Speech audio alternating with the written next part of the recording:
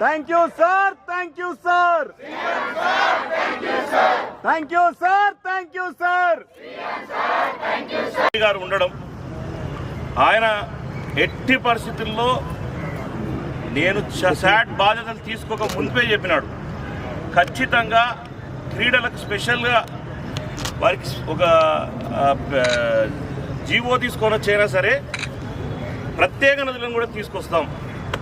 దాంతోపాటు ఏ విధంగా అయితే ఈ 10 ఏళ్లలో ఈ క్రీడాభిమానులు ఇబ్బందులు పడుతున్నారో వాటన్నింటినీ అధిగమించి రాష్ట్రంలో నెంబర్ 1, దేశంలో నెంబర్ 1 చేసే విధంగా ముందుకు తీసుకోవాల్సిన బాధ్యత మీ మీద ఉంది, మనందరి మీద ఉంది.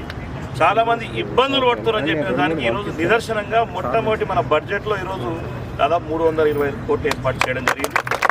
ఇప్పుడు జీతాల మందే వేసేటోళ్ళు ఇప్పుడు కూడా ఈసారి దీంతో పాటు మళ్ళీ స్పెషల్ గ్రాంట్ ఫండ్ కూడా ఏర్పాటు చేస్తారని కూడా ఆయన చెప్పిండు.